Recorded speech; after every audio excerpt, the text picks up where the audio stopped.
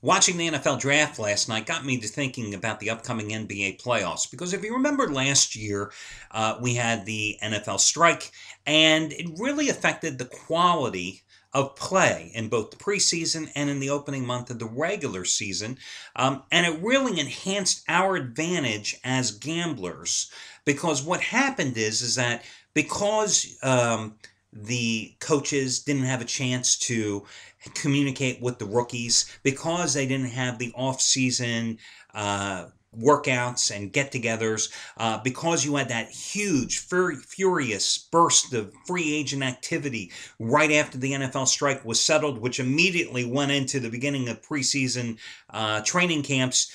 The unknown was magnified. Now, I always tell you the first 3 weeks of any season, no matter the sport, is when you ultimately always have the biggest advantage over the odds makers. But last year, in the preseason and the first month of the regular season, that advantage was amplified because they absolutely knew nothing more about these teams than we did. And because how? Most of the coaches didn't really have a firm grasp on what was going on with all the new roster changes, the free agent additions, the rookies being acclimated into their systems. I think it showed here. I mean, the handicappers here at the site had a marvelous preseason last year. I certainly did. I mean, just a phenomenal preseason, and the first month of the season was great as well. So now back to the NBA. The one thing that you've heard in this strike-shortened 66-game season, which started on Christmas, I personally loved it. I think it was great. Coaches hated it, though, because they did not get a chance to get in practice time.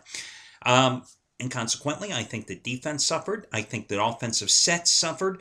And listen, it's not like the season ended 2 nights ago for most of these teams, and they're suddenly going to get extra practice time that's going to make a world of difference in the postseason. And how I got to thinking about it is this. Normally, and I've even said it on my video reports here in the last couple of weeks, normally what you look for in the postseason is that you're going to find less up-tempo play. You're going to find more half-court style of basketball, lower scoring games, games that are going to be dictated and series that are going to be won by teams generally that have the advantage at the point guard position and teams that go to the rack hard, able to dominate down in the paint, control the rebounding advantage, okay? But again, I think that it's at least worthy of consideration looking at totals here in the opening couple of rounds of the postseason. Because one thing that you saw was a lack of defensive effort at times during this regular season because, again, teams weren't able to get really work on the defensive end of their game because they didn't have that adequate coaching opportunity and practice time, and it's certainly going to have a carryover to some extent here in the postseason. The one thing I can say about the postseason is, as opposed to the regular season, the intensity is always going to be at 100%. And it's not to say the teams and players didn't try all the time during the regular season, but you have to factor in that, because of the strike, shortened, condensed season, how many times you saw teams playing 3 games in 3 nights, 4 games in 5 nights, on the road playing 6 games in 8 nights. You just didn't get the maximum effort every single night from everyone. It was impossible. The quality of play suffered. Of course, here in the postseason, I think where you have an advantage in these series is after the shakedown games, and I'm talking after the first or second games of the series. You evaluate, see how these teams do. I know the location's going to switch. The home team then goes on the road, but you watch how the first couple of games of every series shake out, and then that gives you an idea of where the rest of the series is going to go.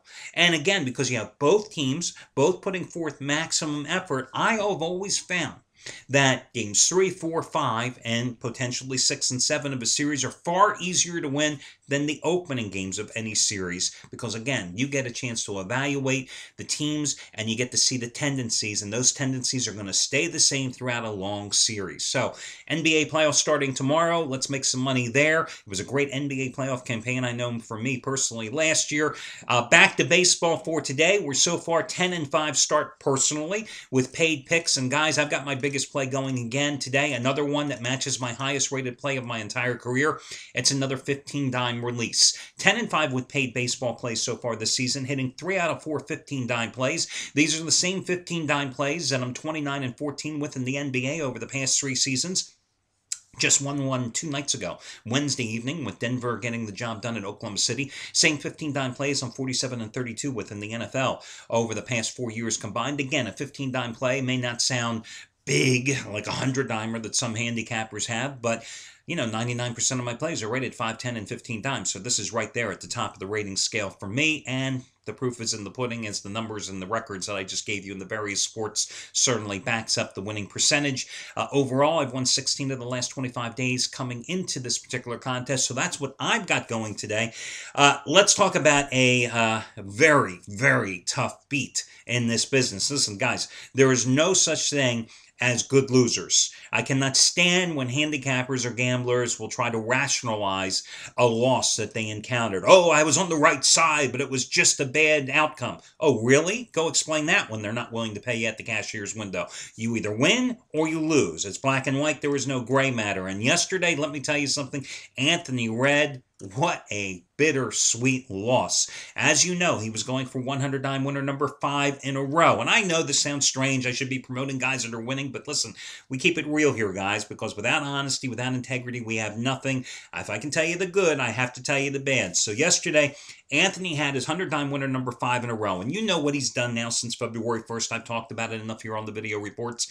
He was cruising. He had the LA Angels as a $1.45 to $1.50 underdog. They were winning 3-2 at Tampa in the bottom of the 9th inning. 1 out base runner for Tampa, and then some guy, I don't even know who he is. All I know is they picked him up about a month ago. I think he was in the Oakland A's system. He really hadn't done much.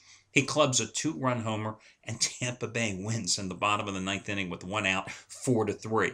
Let me tell you guys, I would rather lose a game 13-1. I would rather be out of the game after the 2nd inning and know it's a loser than lose a game in that heartbreaking fashion. I mean, those are the type of beats that are tough to take when you're a gambler, when you've got to win that close, 2 outs away, and a 100-dime play at that, and a $1.45 to $1.50 underdog, and he lost it.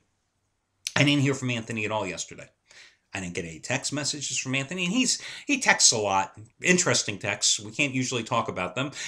Didn't hear from him. Nothing. Today, though, I got a call from Anthony, and I can't really repeat much of the conversation because there was this one particular 4-letter word that starts with an F that dominated the conversation. Anthony had nothing nice to say about the Angels. He didn't have anything nice to say about the relief pitcher. He certainly had nothing nice to say about the Tampa Bay batter that clubbed the 2-run homer that cost him the win. I definitely think he used his profanity limit for the entire month. I think he used it up in that short conversation this morning. So, again, just a horrific, horrific loss for A-Red yesterday. But all I can say is, I've been there. I mean, we've all been there. We've all suffered them. But it's just the worst type of game to lose. Now, on the other hand, Craig Davis, let's give a round of applause, guys. And I don't mean to make fun of Craig. Trust me, I don't mean to. But Jesus Christ, the 10-day losing streak, he broke it yesterday. 75-dime winner, finally, his 2012 baseball total of the year. Red Sox and White Sox going over the total. Yes, he had lost 10 straight days. And for a guy who made you an absolute fortune, nearly $6,000 from February 1st up until 11 days ago, it happens sometimes. You go in losing streaks in this business just like you go in winning streaks because you are no different than the teams or the players that you're handicapping on a daily basis. And sometimes everything that has gotten you to the point where you're winning just suddenly goes against you. I know myself over the 25 years I've been doing this. My wife will often say to me when I'm in a losing streak, well, what are you doing different? Well, damn it, I'm not doing anything different. Oh, I shouldn't bang on the desk because that shakes the camera. Right? But, I'm not doing anything different. Sometimes, I don't know what it is, the fates, the gods, the gambling gods, whatever, they conspire against you and you just can't find your way out of a dark corner. That's what Craig was in with the 10-day losing streak, so he is out of it. Congratulations, and hopefully he'll get back going on the winning streak. But my God, it was an ugly run, to say the least. Listen, guys, money saving discount coupon code for you today is going to be 25 ouch. 25 ouch in honor of A-Red. I couldn't use the 4-letter word that he wanted to use, so I'll use ouch instead. 25 ouch. O-U-C-H. 25 ouch. 25 O-U-C-H. 25 ouch will save you $25 off a single purchase today at the site from any of the handicapper. You don't have to use it for me, guys. You can use it for anybody here at the site. 25 ouch is that money saving discount coupon code. Listen, your free pick tonight, guys. I'm going to go with the Miami Marlins after that horrific 0-5 road trip that concluded with yesterday's blown lead by Heath Bell. A lot of blown saves yesterday. Heath Bell coughing up the lead at New York and the Mets beating the Marlins, capping an 0-5 road trip in which they hit 1 157, scoring a total of 6 runs. But now they're back at home. They've won 4 straight at home. And in those last 4 home wins, they've averaged a little over 6 runs a game and hit over 300. I like the way that Carlos Zambrano has been pitching so far. He's 0-1 in 3 starts, but his ERA is 2.84, and opposing batters have hit just 156 against him. I know Joe Saunders has gotten off to a great start, 1.29 earned run average in 3 starts, but I think it's time to go against Joe. And the Diamondbacks are not hitting like they were early in the season. They just got a day off after like 16 games in 16 days. They're in a slump right now, so I'm going to go against Arizona. I'll lay the 135 to 140 with Miami and Zambrano in this one. Again, this opens a 10-game road trip for Arizona, and I think it's a good spot to go against the Diamondbacks. So the Miami Marlins going to be your free pick. Good luck, guys. Talk to you again on Saturday.